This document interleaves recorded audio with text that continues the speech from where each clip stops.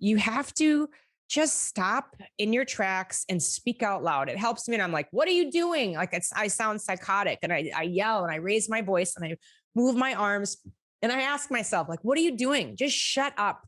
Just shut up and quit with this and get up and get moving and go outside and do something or go somewhere. Get in the flipping car, your bike, walk to some place that has something that brings you joy.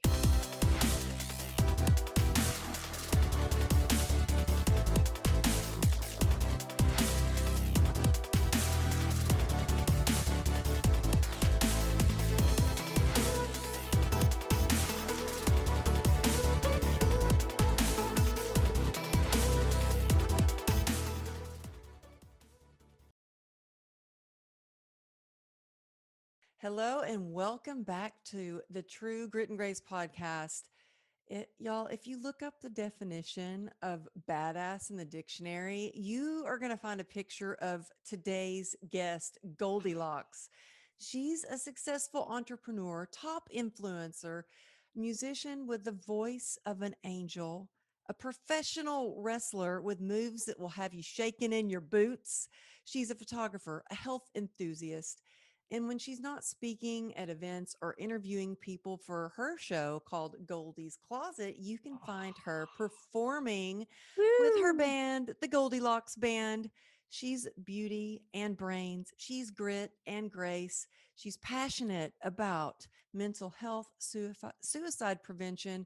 And it's such an honor to have you on the show here. Thank you so much for being here and welcome to the show. Am I on the show now? I didn't know if Girl, you like, you are on. if Let's you brought see. me in. Okay, so here we got to do the little drum roll because I have prepared. Where is it now?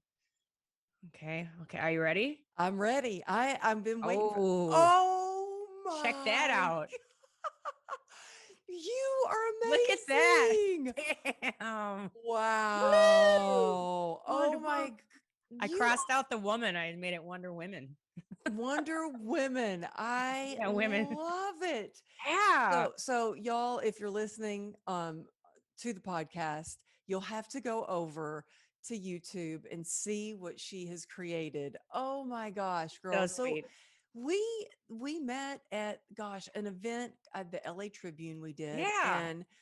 and I was like, gosh, who is this amazing lady? She's gorgeous. It was just weirdo, right? I was like, who's this fun chick? I got to know her. And then we have gotten to know each other more over the past year. And Mhm. you are that person that I can just call when I'm having a bad day or struggling, and that true blue friend that I can count on. So thank you, first of all, for just being that friend. But then when I started to really stalk you and see what you were all about, I'm like, oh my God, in my next lifetime, I want to be you. Like, you're Well, I want to be amazing. you. No, And you are. And I'm going to tell you why, because you're legitimate and sincere and true. And I, I started, we did a Los Angeles Tribune, 2-day women's summit, and Dr. Natalie Forrest was orchestrating most of it. Mo was in the background, but like, and I'll probably even cry just saying that. I have an IUD, so it's not that time of the month. But I don't know why. I just like, the older I get, everything just makes me cry. But she was just being so complimentary and so kind. And I was just thinking to myself, like, how much I appreciate her, because she's always complimenting me, such as you are, or putting me over. That's a wrestling term, complimenting. And I'm not used to that. And I'm not trying to like bring in, law of attraction, like, oh, this always happens to me. That's not it. But just ever since I was a little kid, the girls and women, they don't like me. More and more the older I've gotten, and I've developed some really great relationships, but it's usually with like a butch lesbian. Like, those are usually the types of chicks, which, thank you for being you. He to my butch lesbian friends and followers and supporters out there. It seems like they're the only ones that can like hang and don't get all tweaked out and freaked out about things. And my heart just, like, every time I think I've got a new like buddy, a new girlfriend, my heart kind of sinks when I see them like doing the same stuff. And it really boils down to confidence levels and what people think about themselves. So I don't take it personally, but like, every once in a while, you'd like to have a girlfriend that you can call up without them getting freaking jealous about anything. And there's somebody that I reached out today to that I wasn't jealous, but I was more like, like we were supposed to do something together. And I turned down work, Amber. I turned down work because this was coming up. And then like all of a sudden I see on social media, like clearly they've gotten with somebody else. And I was like, okay. And I'm happy for him. And I was excited. And I saw like some of the stuff they were working on. And I just reached out to him because I'm like, well, I guess if I'm not going to do it with them, I'd like to find out like, who are they using? Maybe I can go look at their brand and be inspired by it and build up my own a little bit. Like I try to never be jealous. We all do. And it's okay. Like if you're listening, if you get jealous or envious, that's okay. You're a human being. It's what you do with it. You know, it's if you're coveting your neighbor's husband or wife, it's what you do with it. Yeah. It's human to make mistakes or have messed up thoughts, or, you know, half the time I want to like run people off the road. And I think like, you know, what's the difference between me and that insane lunatic that actually does pull out a gun and like blows out somebody's tires because they didn't let them merge or whatever? Like there's a line, and I'm glad that I'm on the other side, but you know, it's what you do with the thoughts that you have. So when I get jealous or envious, I usually reach out. I try to compliment right off the bat, and then I try to figure out a way to collaborate or, you know, do something together so that I learn and they learn and they're complimented and I'm complimented. But like, just, I think a lot of the things in the world, jealousy and being envious is a real destroyer. So it is. And, you know, I think in today's world with social media, it's easy oh to get caught God. up in the comparison and all that. And I wake up and I want to look on social, I want to look on Instagram, I want to look at stuff, and I have to stop myself because I know if I do that, I will get lost in The consuming instead of creating. And so I have to fine make, line, yeah, fine line. And yeah.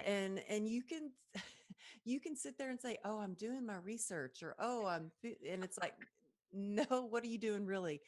And so you are the type of person that, you know, from the get go, when I was on your show, you helped me so much. Okay. I'm going to tell y'all one of the things that she really helped me with is you told me, yes, look into the camera. I'm it's still, uncomfortable. yeah, But it you don't is. look like a And weirdo I, sometimes looking like, look at me. I look like I'm a pedophile in like somebody's basement. Like, not that you are looking like that. I'm just saying sometimes when people are looking around, it makes me anxious. And, you know, the women's forum yesterday wasn't comfortable to be looking at the camera.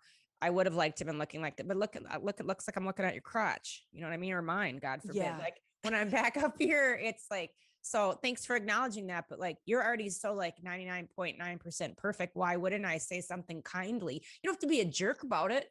You can just say, well, oh, hey, no, check this out. Like, I appreciate that when that is, and I make mistakes all the time, but when you're learning new things, and I mean, you're a pro at doing interviews because you have your show, you've done it for your wrestling, you do big events.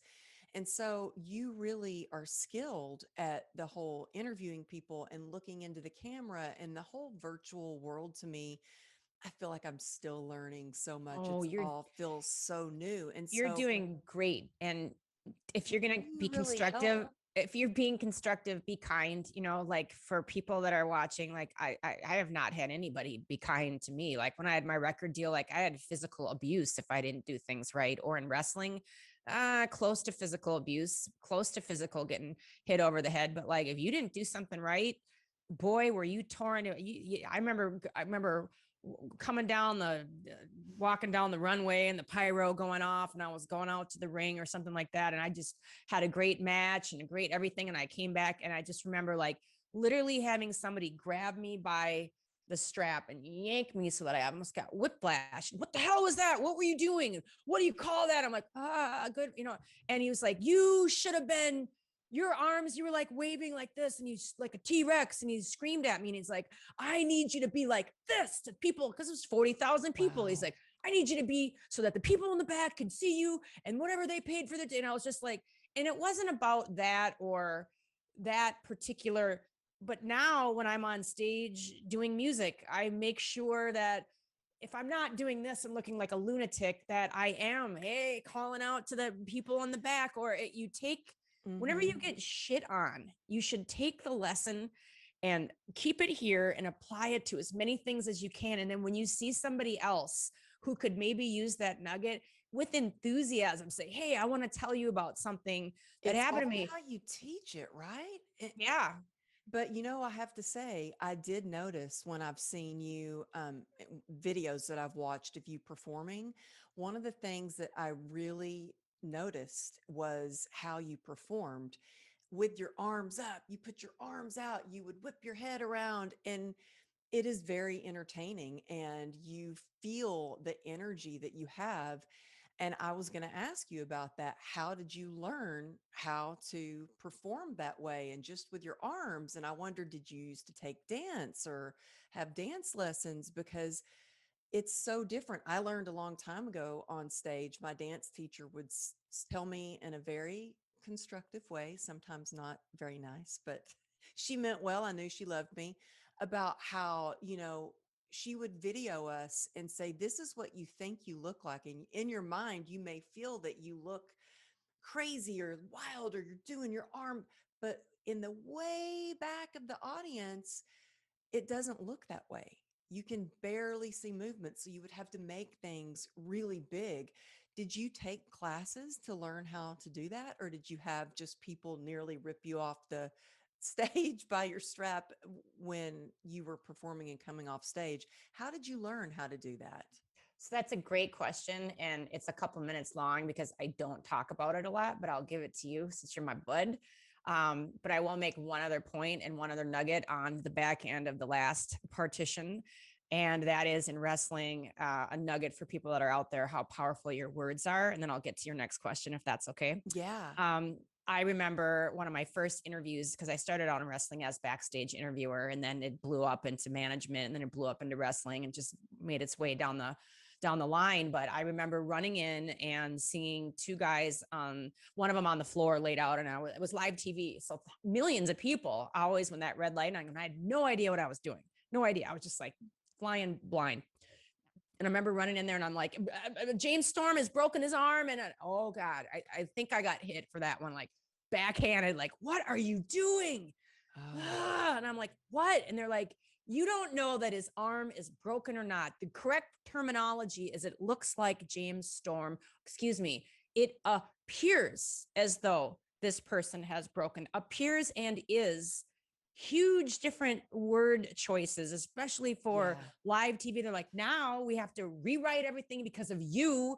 And then Oh, everybody was God. like looking at me like, you ruined my angle and you ruined this and that for me. And it was like, I will think very clearly and twice before but again, live TV and it's blurting out. So that's another nugget for people that are listening. So let's go back to when I was 3, ran away from home, literally ran away from home with my dog, a 3-year-old down a busy street looking for the place with the mirrors. There was a place with glass in the front and mirrors, and it was on Penn Avenue in Minneapolis, Minnesota. And it was a dance school, and I wanted to go there. And I just showed up. I could speak because I'd already been doing, other things, but my parents were just freaked out. Like, where is our 3-year-old daughter? And that's how I started in dance. Now, was I a good dancer? Yeah, I was great. Did I care about practicing? No.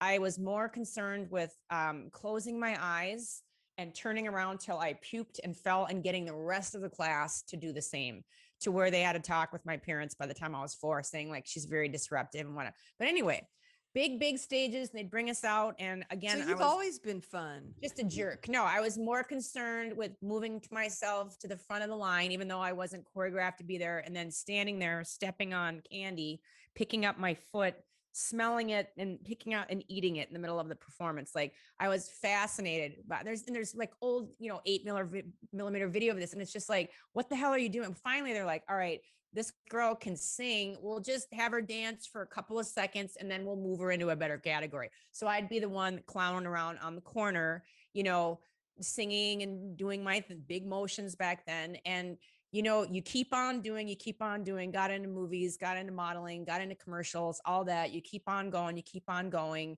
And if you're a true entrepreneur or a hustler, I was the kid with the book. I always had a book, a 3-ring binder of all this crap that I was like, not CDs, tapes. I always had like a tape of me singing these stupid demo tapes. I Look, had a I four have by. the binder. You I've gotta got buy. the binder. Oh, it's just like, here comes the kid with the binder, because I wanted to show people like crappy pictures I'd take of myself. And you remember back in the day, it was like a 110 camera. You got it at Burger King and a Happy Meal, and then came with a roll of film. It was usually like 800 ISO, grainy as hell, and you did your thing. And I figured out that a 4x6 photo could be folded into a J card for a tape. I So I always remember had those J cards. Yeah, but you could take a 4x6 photo and just fold it a certain way that you could have tapes. So I remember attracting the attention of somebody at a pro audio store that I was like, "Do you want to hear my tape? Do you want to hear?" God, here, I have a tape.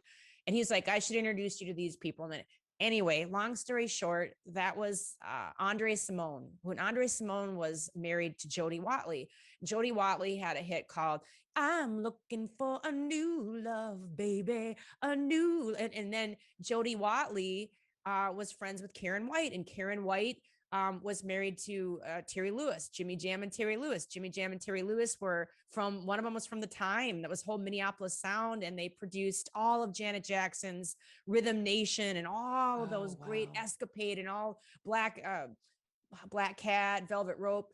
And then now you've got kids like Charlie Puth, going out and studying with these legends, so Jimmy Jam, Terry Lewis, the time, St. Paul Peterson, Johnson, Jimmy Johnson. What was another God, it was a black dude. He was so awesome. He was like Prince. I can't think of his name. All those guys, all those people, Minneapolis Sound. Yeah. I got with them, got with another studio, got a record deal, blah, blah, blah. And then lo and behold, digging in the trash of somebody, having the cops called on me, until finally they're like, "What are you doing trespassing on our property?" I'm like, "I'm looking for your fabric. I sew, I make gimmicks and outfits for my wrestling buddies and to dance with." And how old were you at this time? Young, riding my bike to Paisley Park, which I got signed and mentored by Prince. So if you want to know why I'm so good on stage, that's why. I was trained by, I think, in my opinion, one of the greatest entertainers, guitarists, bass players, not vocals. He was interesting, but yeah, Prince really, and Prince's band they were my mentors too, and physically got in my face. If I talk about your teacher with the videotaping, we had to work 10 hours a day on that record deal. You had to practice 4 to 6 hours. Then you reviewed, fast forwarded some stuff, but you reviewed that every day on a VHS tape. And you had a piece of paper and you had to say, "I could improve on this. I could." And when you had everything down the next day, you ran it again, but they added another couple of things. You go over the mic stand and you adjust it, because when you're watching a performance, every 15 to 30 seconds, you have to do something to get people's mind, their short attention span, to look. So I trip on stage. I lower my microphone. I knock things over. I go over and touch my bandmate or pat him on the back or walk over to all of these things. I was taught by the greatest man, and that's I where, didn't know that. yeah, a lot of people don't. And I don't talk about it because I dealt with so many people I wasn't supposed to. I was under contract here, but I was double dipping over here. I was young. And the thing back then is there was no social media, and there was nobody to tell when somebody was sexually harassing you. So I was constantly being cornered by this guy, cornered, physically, I am up on you and it ain't the club. And I am trying to and I would always try to figure out a way out of it so that I didn't piss them off and they stopped working with me. But I wasn't going to do that either. That wasn't my style, where a lot of women did. And that's cool. I remember all of Prince's girlfriends. And I remember danced with, do you remember Diamond and Pearl? Oh yeah. What did you do with that? So when I was dancing, that's when that song Diamond and Pearl came out. Diamonds and Pearls. Diamonds and Pearls. Yeah. And one of my friends was Diamond and one was Pearl. And I was doing a commercial for, what was it for? Some commercial, because I was a dancer and I was doing some commercial. And one of the girls was telling me how intense it was to work with Prince, like when you worked with him, you had to be on. Like Yeah. it was intense. And so I just knew he was very, very intense with his work Psychotic. ethic. That's what I understood. Yep. And Yeah. mean and a lot of things. And So that's you why knew I the don't, girls? Did you know? I didn't know them personally because he was married to my Yeah. Tay at that time. Nobody knew it. And they like billed her as this like Egyptian, remember like the diamonds and pearls and like that whole, it was after graffiti bridge. There was a young African-American, Ty Trenton. He had another Yeah. I song. mean, this Can't is think. 20 something years Yeah, this is ago. a long time ago. I was really young, but I didn't know them personally, but I knew everybody in that camp, and I was younger then, still trying to like, make my clothes, do photography, work my way up, and then I would get a bone thrown to me and blah blah blah, work with this guy. So Yeah. everybody that he had employed to groom all of the acts that he was signing, mentoring, working with, I would get my orders, see him for a second. He said some really cool things to me, very powerful, but he was, he wasn't the nicest person. And I don't want to say that or defame his grave or whatnot, but he was a cocaine addict. And, that's how if you ever wonder how he knocked out all those hit records, well, he was high the whole time and like on. And you have to dress always. You can't just show up like, you have to be perfect.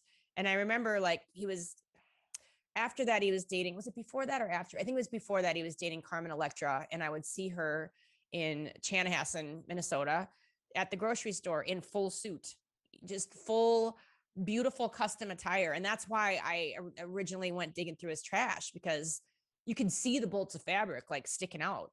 Like if he didn't like something, he would just dump it. And I'm like, oh my God, this is like custom imported fabric. Like I should show you some of the outfits that I made out of his scraps.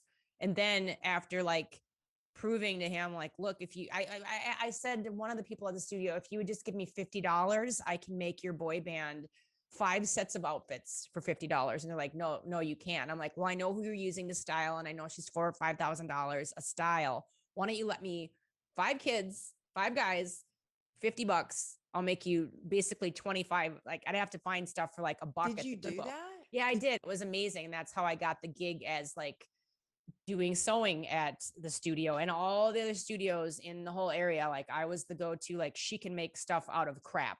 She can make stuff out of a shower curtain or a bedspread, or the picture that you see right there. Picture, that is a tablecloth that's turned into a 100-foot train. All Wow. these things, these buckles and junk hanging off of me, are from purses and bags that I got at thrift stores and cut them apart and made hardware on all kinds of clothes that I made out of I just make stuff out of junk. And because I nobody else, saw your video on YouTube that cracked me up about somebody saying that you're cheap. You're like, I'm cheap. I know how to make stuff. I don't, and y'all have to check her YouTube videos out, because this video in particular, you're talking about everything from tampons to yes, yes, and that I was was cracking cheapskates. up. That was Yes. cheapskate. Well, maybe you saw the audition tape, The but audition. I yes, watched the but audition tape. that turned into a really great television show. And I like people that are listening and your audience to get value from your podcast. And I will tell you that if there is something that you want to do, a business that you want to start, somebody that you want to date, a dream that you have, like you have to just start and do it. And I remember like yesterday, the ad on Craigslist.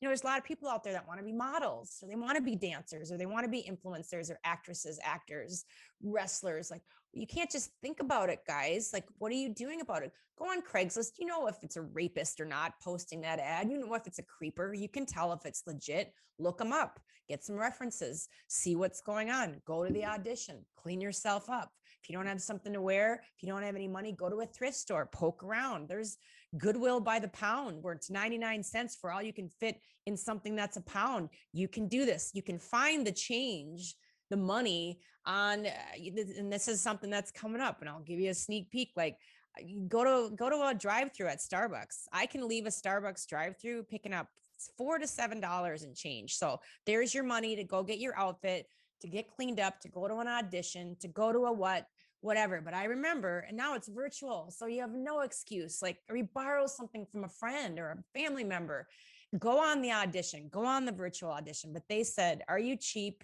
If so, send in a quick video, make it real, not professional, just snap something quick, and let us know how.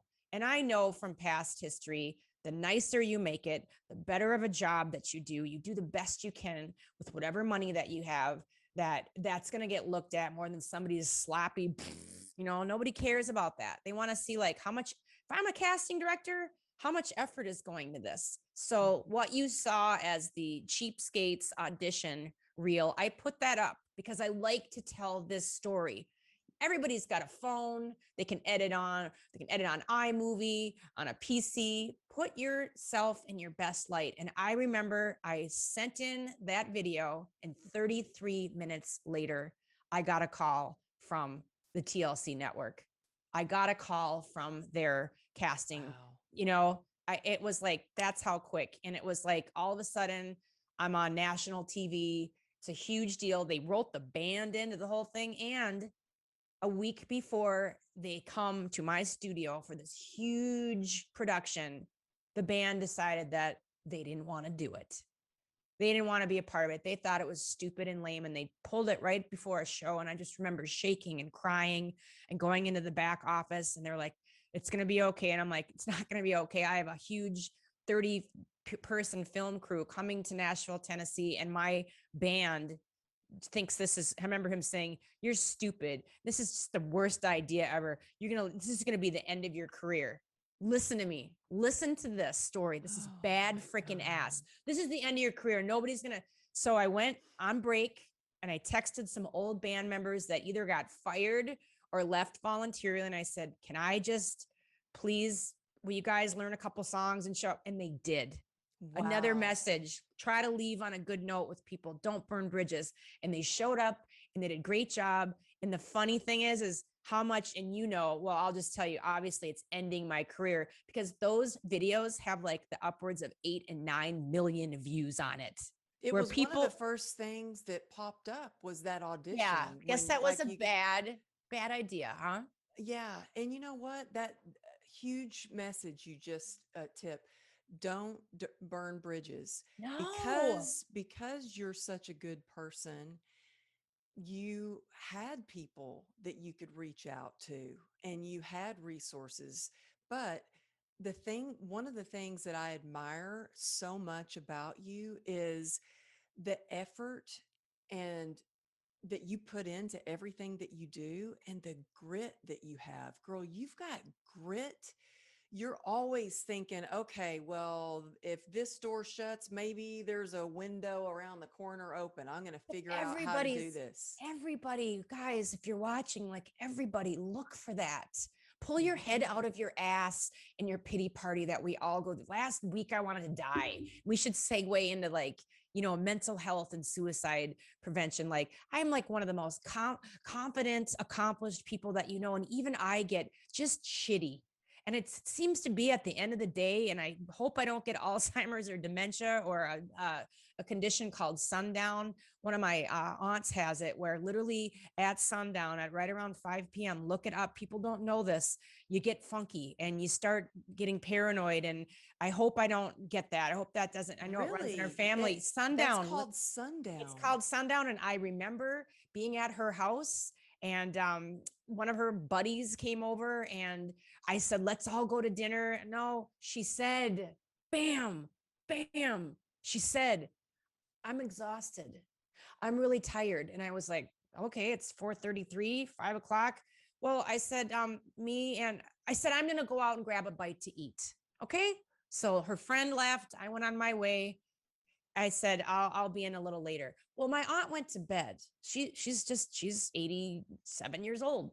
And I called the buddy. I have her phone. I'm like, hey, can we go to that Chinese buffet? And like, well, her friend's like just again a raging lesbian, and I just love her. And I'm like, I love to ask questions and learn and find out how her life is and her dating life. And I'm just so interested because that's not me. And I want to be empathetic and like really know what time it is. So we talked at that buffet for 3 hours, So it's like maybe 7:30, 8 o'clock, and I'm heading back and I see the phone ringing and ringing. And I was just like, this isn't going to be good. I can just feel it. I could feel it. And I remember calling her back and she was like, where are you? And I was like, oh my God, who am I talking to? It was like literally like Satan got on the phone, not my aunt. And I'm like, who is this Dr. Jekyll, Mr. Hyde? And I was just like, be calm, be kind. I said, I am driving home. And she's like, where have you? And just cut a promo on me, just ripped me a new one. I said, well, I went to eat. I met up with your friend. She's having trouble at work. I listened. I tried to offer advice like you would. And then I went to the grocery store and I will be right back. And as I calmly lowered my voice, my volume, tried to be smooth, I could feel her coming to and being embarrassed. I could, well, well, just I'll leave the door unlocked. And I'm like, I could just feel. And then I'm like, what just happened? And I looked it up, and sure as it's a condition called sundown. You should be aware of it for older people that when they're, and it said, what are the symptoms? Exhausted, long day, everything that she said to me. Really? And now I know to just be really careful. And when I go visit her, I'll change my time around and I'll go to bed real early and get up real early like she is to match her so that I don't disrupt what's going on in an almost 90-year-old's brain. But why did we get in?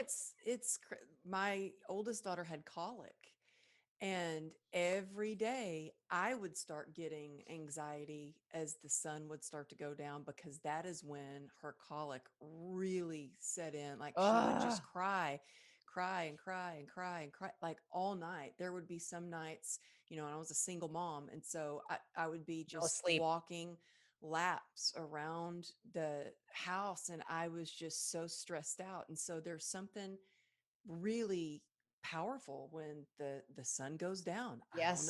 I don't know Yep. what that is, but I believe that because I saw it with, my daughter and the colic, and I would start to have that anxiety and dreading when the sun went down. Thank goodness she finally grew out of that, but I had never heard of that Think of condition the before. think of the Elton John, Bernie Taupin song, "Don't Let the Sun Go Down on Me." I mean, like Oh that's, yeah, yeah. wow. I mean, it's biblical. It's been around for ages, and it's just something to keep in mind. But I segued into, last week I had COVID. I have very bad asthma. The COVID affected the asthma. It turned into pneumonia. I was sick for months. And then on top of getting done with that, somebody came by me with a cold. So I'm almost done with it. I still have this. And I was really sick, and people are shaming me like, oh, you must have a really low immune. No, you're an asshole. I don't have a low immune system. I see hundreds of people and I touch, kiss, hug them, share a mic with them, grab them. Like you don't. You work in an office cubicle, so you can just be quiet now. Thank you. I don't. What is that about, that shaming thing? Because I get. I remember when I had broken my arm. I Yes. had a broken leg and I fell You on must my have weak crutches. bones. That's what she said. She said, "You must have weak bones." I said, "No, I got ran over by an SUV, then fell down a flight of stairs. I don't I'm think not that I laughing have." at that. I'm just like, It's like, you dumb bitch. yeah, I can thanks. say that. But yeah, I'll go check it out. Go to the Check doctor, out make your sure. bone density. Yeah. Yeah. No, I mean, it's just like if you don't have something nice to say, don't say it at all. But I was so sick last week, and I work 19 or 20-hour days. I do You photography bust during the your week. butt. You do so Well, much. And that's one of the questions I want to get to in a minute too, is how do you do all that you do? Because I only see a little of the behind. I only see what you do on, on social media and your YouTube and Twitter. And then, like, just to be able to put this backdrop, y'all got to check out the backdrop she has here. Wonder Woman. I want to use this as my, like, on my phone, my screensaver, or I don't know. It's Look amazing. how cute you are, though. Look how Oh my beautiful you are, gosh. and Look how beautiful you are. how much And fun. I had my hair blown out for you today. And mine's still sick from days of thank you. I thought about that. I'm like, she did something so pretty today, and I'm gonna show up looking like I do, but I'm okay with that. I But love I'm looking just at you. glad you're getting better, that you Me are too. recovering from COVID. Yeah. That had to I'm be not, so and scary I'm because, I not, mean, nah. It's well, when you have asthma, when you have asthma, it was, but it wasn't that bad. Well, it was, but not worth shutting the whole world down. Sorry to say. And I mean, I do have really bad breathing. And you know what it's from being all the clubs all these years without smoke. So I didn't do anything. It's all secondhand smoke. Don't smoke. But yeah, last week was really bad. And I found myself just like saying dumb things and thinking bad things. And you just have to, for mental health, for suicide prevention, you have to just stop in your tracks and speak out loud. It helps me. And I'm like, what are you doing? Like I sound psychotic, and I yell and I raise my voice and I move my arms and I ask myself, like, what are you doing? Just shut up. Just shut up and quit with this and get up and get moving and go outside and do something or go somewhere. Get in the flipping car, your bike, walk to some place that has something that brings you joy. If it's a piece of salami or a cheese stick, or if it's an ice cream cone, or sometimes I go to an animal shelter and just walk around, or ask if I can volunteer and take a dog for a walk. Even with my asthma, that's a bad idea, but it puts me in a different headspace. Or hmm pick up the phone and don't dump, and like I did on you the other day, call somebody up and you did vomit on not dump on me. vomit on I you. love you. But do something immediately when you find yourself getting to that place of, I don't want to be here anymore, or the world would be better off without me, or how are things going to ever get better or improve. Just stop and do something physical. That's why I'm so passionate about health and wellness. Is so many people with addictions, be it gambling, sex, porn, drugs, drinking, smoking, whatever, get to the gym or find an app that's free, or do a circuit of jumping jacks, push-ups, high knees, planks, whatever. And the endorphins in your mind will help fix you. And maybe you get addicted to that.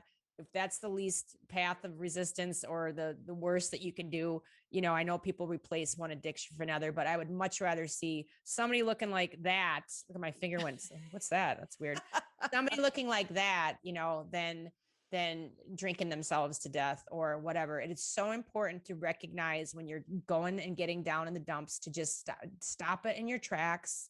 Like I said, reach out to somebody. You don't have to be like, I'm dying and you don't have to do that. You could just be like, hey, do you want to go to Sephora with me? Or my favorite thing to do is to go to the By the Pound Goodwill, to, it's the outlet stores. They I have them want to go everywhere. there with you. Oh my God. I I used am to telling you, love going to, like, thrift stores girl, and stuff, and I haven't been in a long time. I I've would got love to go. Prada, Gucci purses, Louis Vuitton. I've gotten all of this great stuff, and it's just so much fun to hunt, and you get stuff with the price tags on it for $200 and you paid 30 cents for it. Like, that's a rush for me. And I'm getting something brand new for 30 cents. I didn't break the bank. I'm not getting into debt. My partner, my friends, whomever isn't going to be mad at me, but there's just something about poking around. And the best thing about it is all the Hispanic people that are there. There's always just packed with Hispanic people.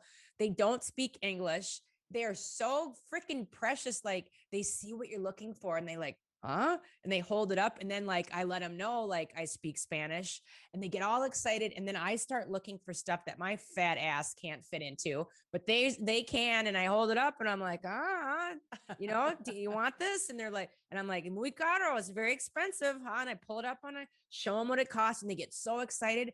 Then I see them looking for more stuff for me, and it's That's like what it's this, all about. it's Like, so let's, cute. yeah. It's so much fun. And like, this guy from Africa, our band and I, when we're touring, I'm like, they're like, Goldie, there's an outlet. I'm like, oh, we're good. And we go on, we try to make it 15 minutes or less, because one of them could care less. But some guy from Africa was like, brother, You would look very good in these. And it like went up to our bandmate, and my bandmate was just like, are you kidding? And they were like a $300 pair of shoes. But he was Wow. so proud because he was huge, big guy, big feet. This guy, our guy doesn't. He was so proud to be able to come up to us because he could tell we were on a shoe mission. We usually are, and give that. And it was just like, and then Wow. the best part of that is to go let the clerk know, here's $10. It's for that guy's purchases, and to pay it forward to him so that he gets some free stuff that day. Like that's such an easy, fun thing to do at Starbucks or a drive-through, providing it's not like a family of 20 in the car where you're like, I'd like to pay for that car. Yeah. I was gonna do it the other day, and my friend said, no, no, there's too many people in the car. I was like, all right, yeah, but remember when you're getting down in the dumps, like that other people are too, to stop yourself dead in your tracks, not literally, and to really recognize what's going on and to physically go do something to change that. Put on beautiful, not destructive, put on beautiful music, sing a song, call an old friend, reach out to somebody because maybe they're hurting too. So important. What do you do when you're feeling crappy? I love what all you shared. And there's been many times where I felt crappy, a lot. and and I think a lot of times because I post so often about positive things and motivation that people think I'm just a positive and motivated person. And I'm not. I have to work at it. And Oh God, I the get you. the reason I work at it is because I have been at a place where I didn't want to live anymore. And I thought my family would be better off than without me. And so I don't ever want to get that low again or get to that place. And Isn't so I that do horrible? yeah, and I just so if I do some things, like if I have to move my body, I have to move however I can because it does move your mood. And so some days I'm hurting so bad, but actually moving my body makes me feel better. I mean, endorphins combat pain. So I know. moving, getting outside, getting some sunshine in between Zoom sessions, when I didn't have, like I was struggling as a single mom, and there were some days I didn't know how I was going to pay for our food, or um, I would do, I would shop at the 99-cent store. And so when I knew we had food, I would go and I would take my oldest daughter and I'd be like, you can get one thing. And Oh, I so I love would let it. her pick out one thing. And so my mom came to visit me once and she took her to the 99-cent store and said, pick out anything you want. And she said, well, no, my mom says I can have one thing. And my mom said, well, no, today you can have many things, as many as you want. And I feel like I had, I had like, you can have one thing. And so now, my oldest daughter really knows the value of a dollar because she Yeah. saw, Yes. she learned a lot about grit and overcoming just through, we did so much together. She went to work with me. She would be underneath the little Yes. desk in the office cubicle. But I'm glad you brought this up because there's so many people, and it doesn't matter how successful you are. It doesn't matter how much money you make. It doesn't matter if you're Oh, rich or poor or what kind of job you do. We all get down. We all go through these times where we're struggling. And I think one of the hardest things for me was to reach out and admit that I needed help.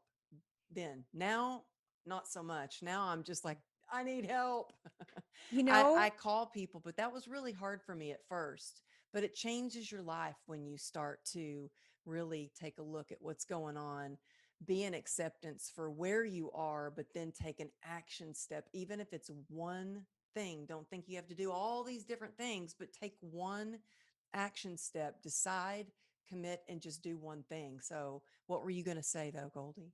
just if you have a hard time reaching out to people for help, then it is proven when you do help somebody else that it not only helps them, but it helps you. When I am in the shittiest of moods and I am vile and foul and I call it, I shouldn't be around humans, I go out someplace to a grocery store or someplace where I can hold the door for somebody, or I can Mm-hmm. take their cart and push it back for them, or help an older person, because immediately when I do something of service for somebody else for no other reason, well, selfishly, because I know it's going to make me feel better, but to help them, again, I am instantly feeling like I've got a skip in my step and I'm on top of the world. And it is a very similar feeling to, we all know what it's like when we first met somebody that we had an attraction to, and they reciprocated the attraction. And all of a sudden you felt like,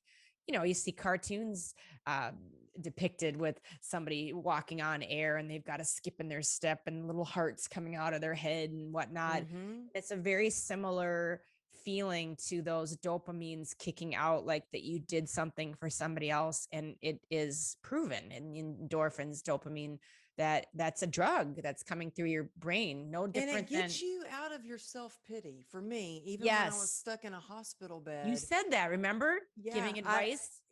I was doing whatever I could, even if it was just making a phone call or talking to the nurses or just being there as a sounding board for the nurses who were so frustrated with all the things that they had to do in the hospital. And so I love that you share that, because being of service does so much for you. It makes you feel better. And it is scientifically proven, the endorphins and the dopamine. Let that be your drug of choice. If you are really just out of it, call and find out where a local shelter is for homeless people and go feed people for a day, for a night, for an afternoon. If you really want to get your priorities in check, you'll be feeling, pretty good that you even have a place to stay, no It matter does what. shift your perspective. I mean, And be I kind yeah, to being them. kind, but I am telling you, God puts signs in front of me all the time. And, one day I was at the gym and I was all pissed off because I couldn't do cardio because my leg was hurting so bad. And then the lady in Yeah. front of me was doing cardio and had no arms, Yeah. and she was doing, It's and I was like, like, yeah. okay, There you Amberly, go. like, Yeah. start where you are, use what you have, and do what you can. The other Yes. day I was all embarrassed. I was doing a photo shoot and I was like really embarrassed and self-conscious of my deformed foot and my toe. There's my toes are metal and my ankles fused. And Oh, we were ouch. doing the photo shoot and I was barefoot. You couldn't wear shoes in the house. And I was feeling very self-conscious. Really? And yeah, and I looked down at the makeup artist and she had her toe amputated. And I was like, thank you, God. Like, slap some sense into me. I have a toe, I have a foot, I'm walking. Sometimes I think we need those little perspective shifts. And I feel like God is always there to let me know. One thing that I do love about you also is that you are proud to talk about God, and it's one of your favorite things Oh, to do. I just wish that everybody would have a relationship with somebody. And we said that yesterday.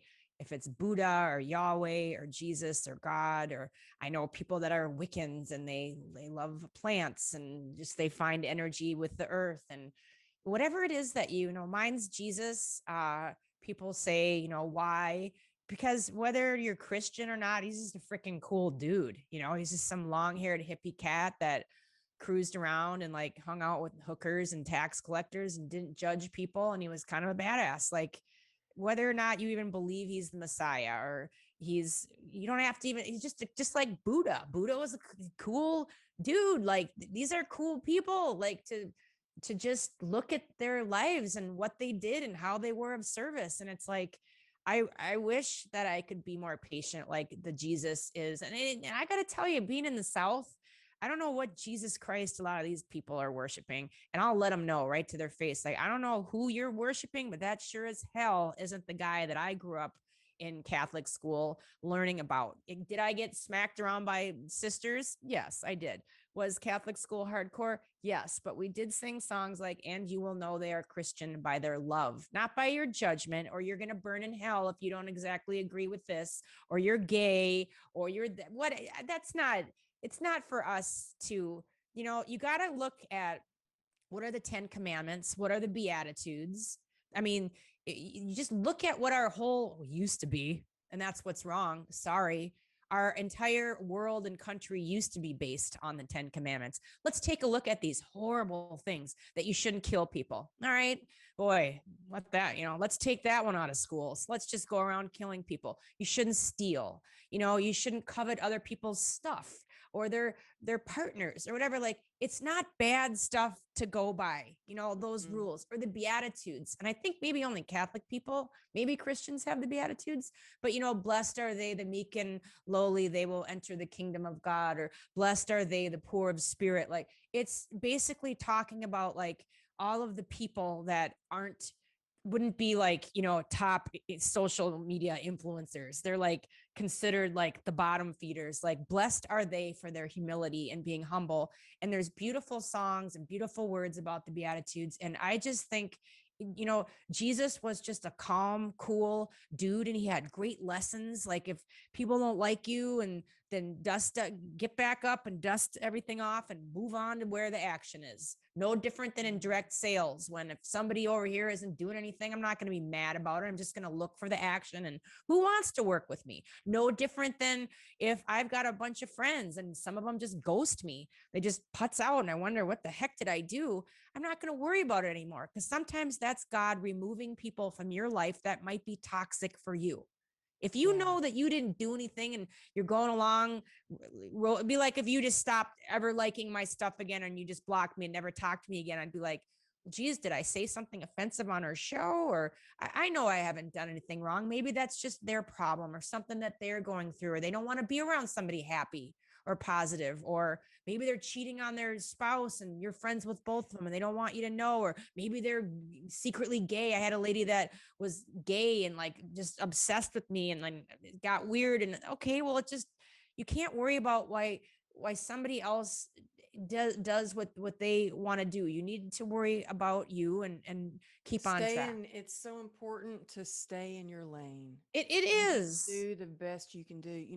It's you saying that reminded me, my daughter, we have a situation where we have someone in our life, and this person has got, he's a lot of drama, lot of drama, and talks bad about other people. And that's not who I want to be around. No, you don't need that. And I Oh. had told her, I said, I said, that's not what I don't want you raised around that. And she said, well, if we leave, he's going to talk bad about us. And I said, Ruby, we're going to be so good that no matter what anybody said, he said, no one would believe it.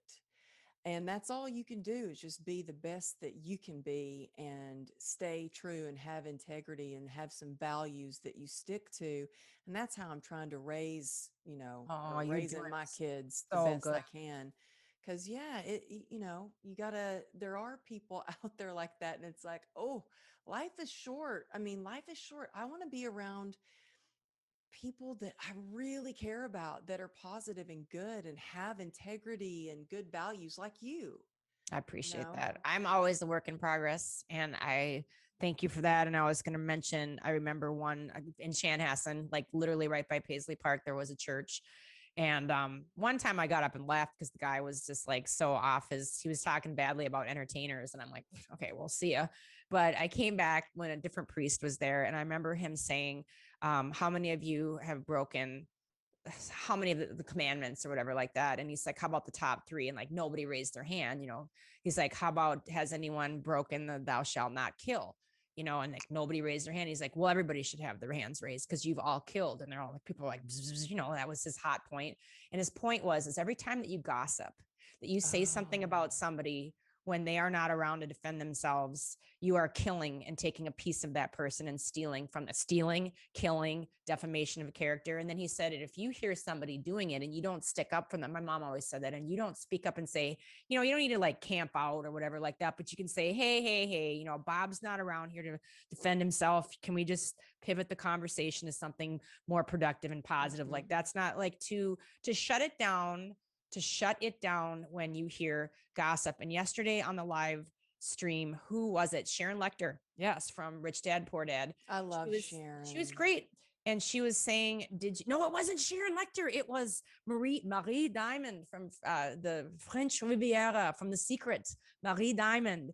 And Oh, they put us up and we went at it, and I was just, saying why I really liked her and I loved her part in The Secret. And she said, Goldie, that when somebody's got something negative, the average is they call 11 people to tell them. 11 people it's shared with, 11 people you've got to wow. tell something negative, as opposed to 3 people that you share when something is positive. And I'm like, girl, it's got to be like 300 times one versus one these days. Like, and she's like, if we could just shift that so that we constantly want to call and share something positive, because I get so tired of seeing Mm-hmm. all of these videos with somebody falling down the fucking stairs. And isn't that funny? No, it's not. Or an accident like yours, like people are, it's like, can you guys post something where somebody's getting better or something great is Mm-hmm. happening or an award, or just mix it up with something funny that doesn't like hurt somebody? But that's like, I can put up a post about health and wellness and I just laugh because it's like no likes at all. I can put up something for eyecancer.life, another thing that a program, a platform that I started, trying to get people like, hey, do you know anybody in a hospital that we could come in and do this whole movement that we're doing? It gets nothing. I can put up a little kid that needs help, $1 given for cancer, for something, anything. Nobody do anything. But if I put up a picture of my tits, boy, that's going to get a bunch of likes. It can be the ugliest picture ever, but if my boobs are in it, like, we all flock to that. I'm like, what is this? Like, and I get angry and hot about it, and I'm passionate. Can you guys just Mm-hmm. share some good stuff of substance for the love of God? And then I Uh-huh. get so pissed about, I'm an empowered woman, and it's just disgusting content that back in the day, do you remember back in the day when there actually was dance moves? So what I was saying before we had a technical difficulty was, just, I wish that we would go back to the days where there was a dance to learn, because we didn't even have cell phones back then. You'd knock on your friend's door and, hey, come out, let's break dance, and break your butt is what you'd break. But you learn, all these dances. And when we do, I love line dancing, and it literally brings tears to my eyes. Like, even when people do the Cupid shuffle, because it's black, it's white, yellow, purple, gay, straight, all these different walks of life, everything that everybody's mad about in the world, people forget about it, and I recognize that song and I want to dance, I want to show off to my guy sitting there, or my girl, and the staff comes out from the kitchen, and you make a big fuss about it, and management, and everybody in unison does a dance, and it's just like, it's music and it's art and it's dancing. And I love it, because when I literally have to look at drunk people sticking their butts up in the air and twerking, I'm just like, it makes me want to puke. I'm just so over it. I'm just like, you're drunk and you're making a complete ass of yourself. And then you're going to wonder, like, at the end of the night, when something possibly bad happens to you, like, what are you doing? So I wish things would get back to, like, not that I'm old, not that you're old, but like, things used to be different before social media. It was, Uh-huh. it was different, and I miss it. So Yeah. yeah, Yeah. I don't know what I was trying to That say with that, but social media can be a blessing and a curse. And it's been amazing because it's connected me with so many people from all over the world. I mean, my graphics guys in India. um I've got friends that are doing my mastermind that are in Hawaii, or Florida, or in other places in the United States, that I wouldn't be able to connect with them had we not met on social media. And there can be some good things, but I know there can also be a lot of stress with social media. I want to get back to how you yeah. manage all that you do, and I know we'll be wrapping up here pretty soon, Yep. but Yep. I think a lot of people, they want to use social media for their business, but it can be stressful. How do you do so much? Because you do so many events, you have your show, you have your band, Yeah. you do your health and wellness business, you have like a multitude of businesses, and you're constantly posting. I know you do all your own edits and stuff, which is blows me away. My husband could not believe the Oh, you're so introduction cute. that you made. I'm not kidding. I showed him, I was like, look at this. He goes, oh my gosh, who is that? When you were You're sweet. talking in this beautiful introduction and video that you made, I was blown away. But how do you stay grounded and use social media to, create buzz to get people at your shows? How do you keep that harmony in your life?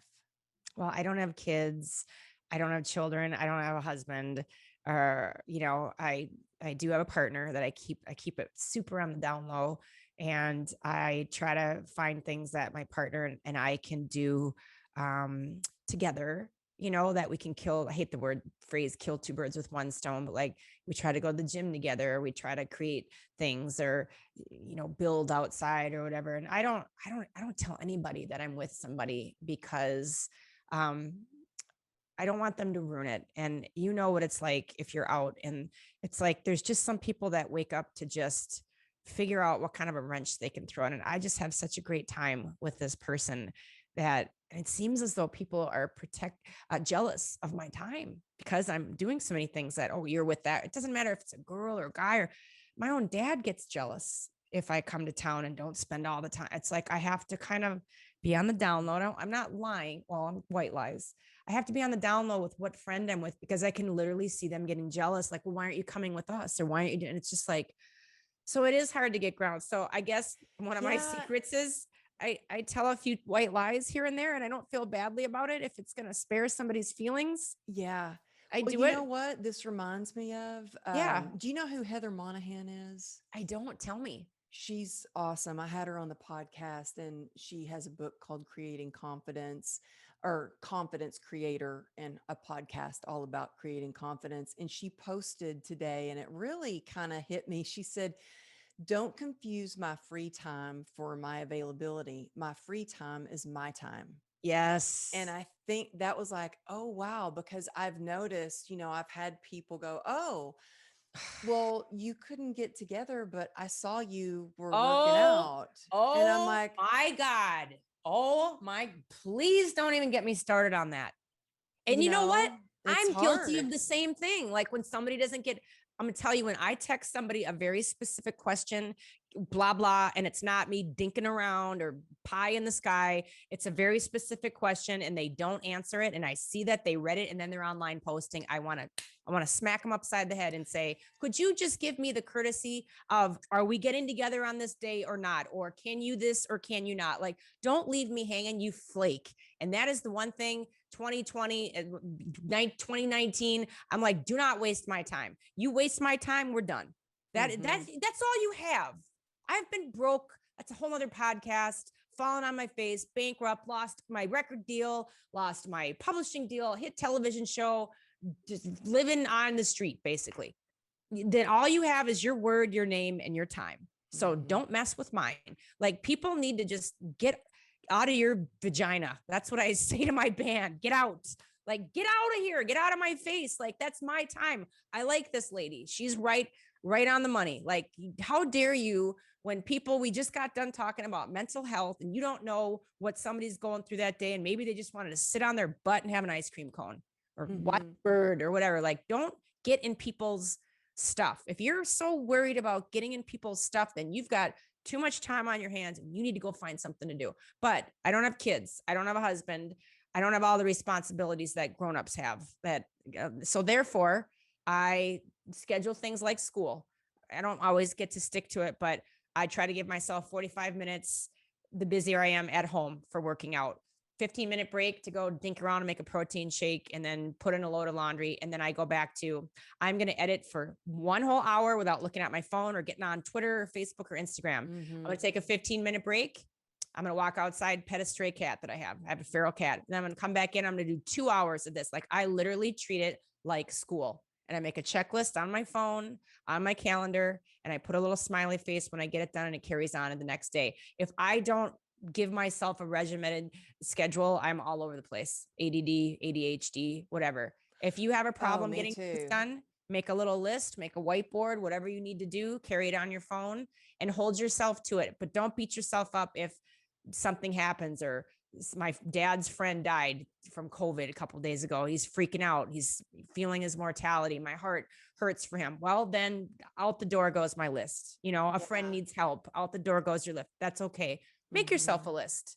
That's how I do everything that I do. And then I spend some time, instead of just wasting it on dumb stuff, I watch YouTube and learn something, learn how to edit, learn Final Cut Pro, learn photography, take a master class. Mm-hmm. We all see that stuff. And I think Screenshot it's it. really it's you make time for what's most important to you. You do. You know, you really do. If something's important, you're going to make the time. You're going to find the time to do it.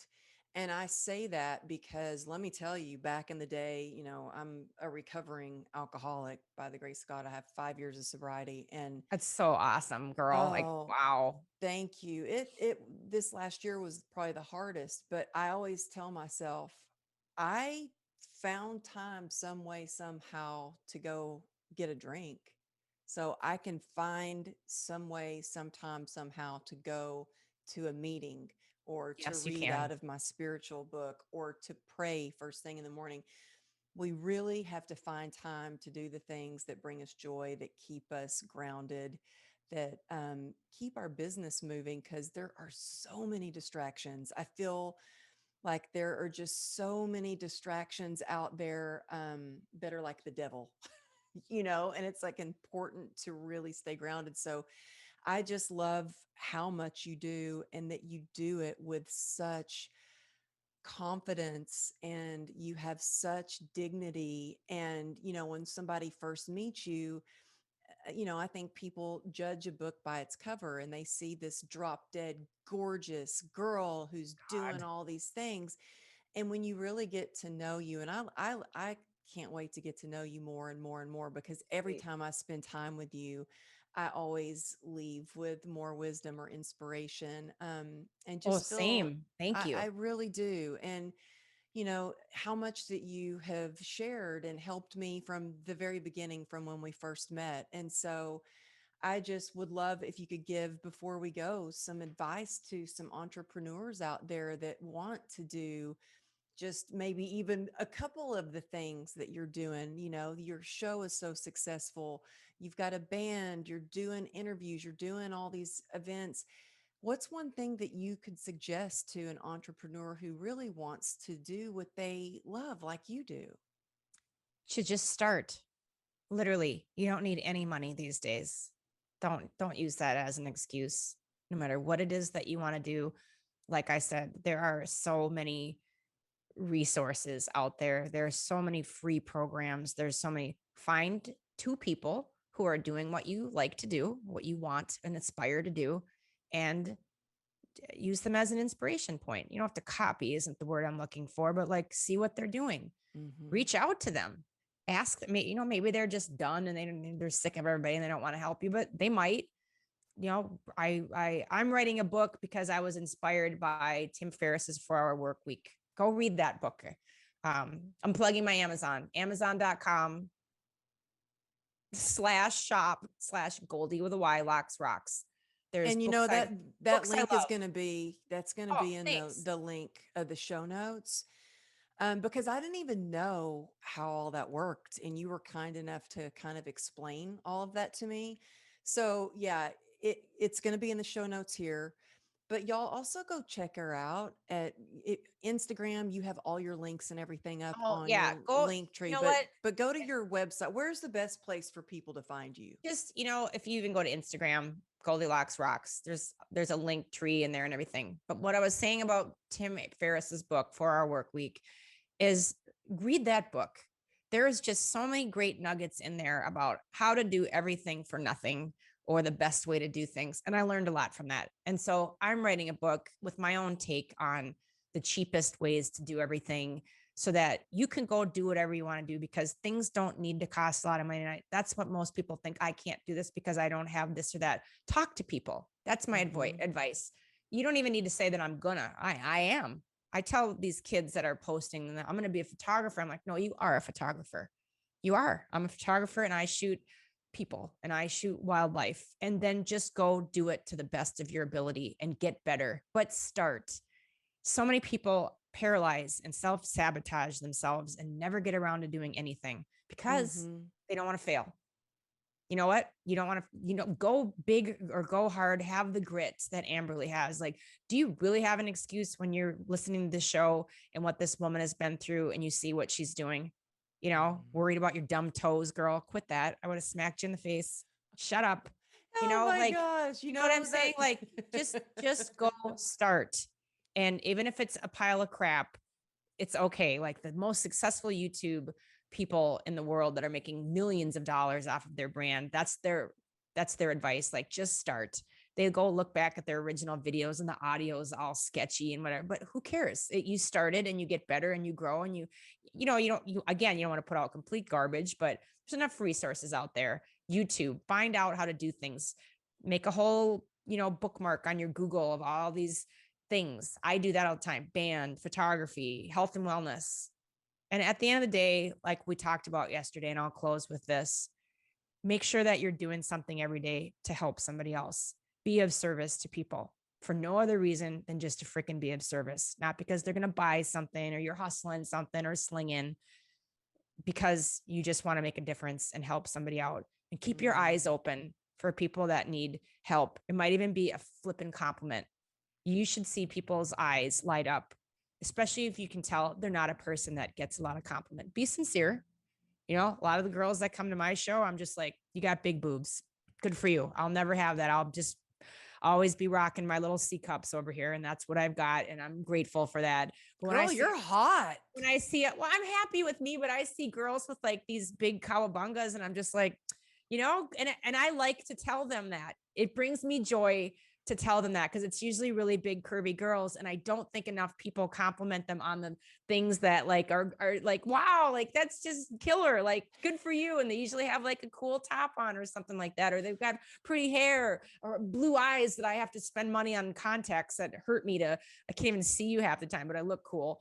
Compliment somebody on something that is sincerely beautiful and authentic to them, and do one a day at least. Make sure that you can write down at the end of the day, I did this, and start out with that being your agenda of what can I say, and I really appreciate you having me on the show. And I know everybody wants to be on your show, and I appreciate the people that have made it this far in the podcast and know that you are loved. And I like to tell people, I talk to schools and I go to chemical dependency centers and speak, and I go to prisons and speak. And I always tell people, if you ever need me, with some little kid, I said, we need a code word, because it was kids, it was last chance that had all like tried to hurt themselves. And I said, we need a code word if you ever need to find me. And some of these kids have found me 20 years later. It's purple shorts. Purple shorts is the code word. If you're just, and whether that be somebody listening or even you, Amberly, like if you're just like, I want to fall off the wagon today, I want to drink, like just shoot me a text, purple shorts, and I will find a funny meme or something to keep you on track. Making me cry right now. But no, but I mean, it's sincere. Like for people that are out there and they're just like, fuck this, fuck my life, fuck it all, find me. And I'm giving it to Amberly now. She might have to put it Amber. Wait, it's Amberly. I say Amber, but it's whatever. No, my husband calls me that. It's Amberly. Find me, and then her if you need to, but find me, purple shorts, and I'll find something to say to make you feel better. If that's all that I can contribute on the planet, then so be it. And yes, I curse and swear, but I still believe in the guy. I am a rocker and a wrestler.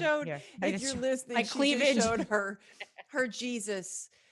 Jesus necklace with the blinged out teeth. And you got to see like all the brothers at the fuel stations when we're touring. And I wear this especially on Easter when we're touring. I have so many brothers that like we almost fight over this. Like they've got something on, like, can I trade you? And I'm like, no, you can't. No, you can't. I'm not trading my Jesus, my blinged out Jesus with the gold grill and the diamond teeth. No, like find me, purple shorts, and we'll find something good to say. Don't abuse it, but if you absolutely need it and you just need somebody to remind you how awesome you are, you reach out. It's so easy to find me or Amberly.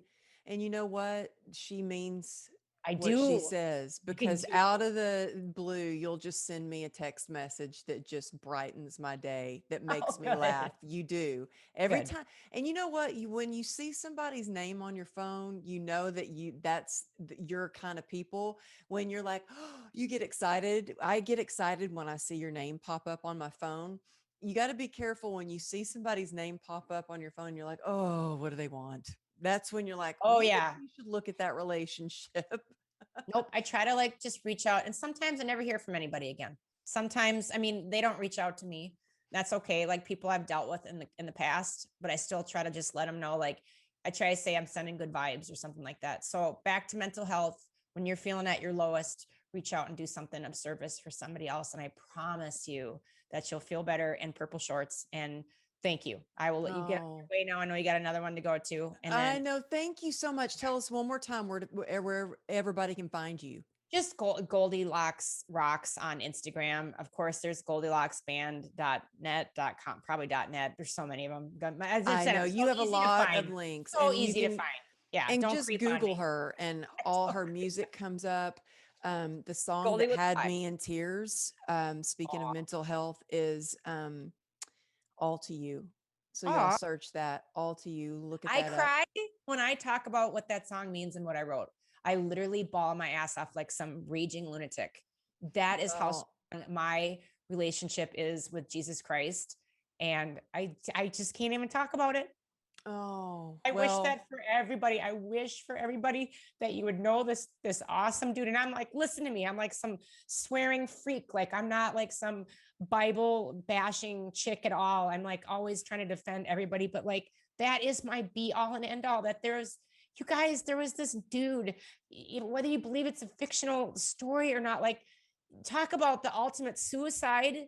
The guy went to the mountain and prayed to his dad and said, can I not be crucified and nailed to a cross? And his dad said, no, you got to carry on what the prophecy is so that everybody can have their sins forgiven. Like, go look it up. You don't even need to be Christian to look this stuff up. And like, can you imagine his mom, Mary, like watching your son that you know could save himself and then having people jeer at you and say, save yourself, save yourself. And then having them let go a convicted murderer to somebody that's got nothing. Like, that's what All to You is about the ultimate sacrifice. So if you are thinking about taking yourself out, don't bother, because somebody else already did that trick, okay, and did it epically.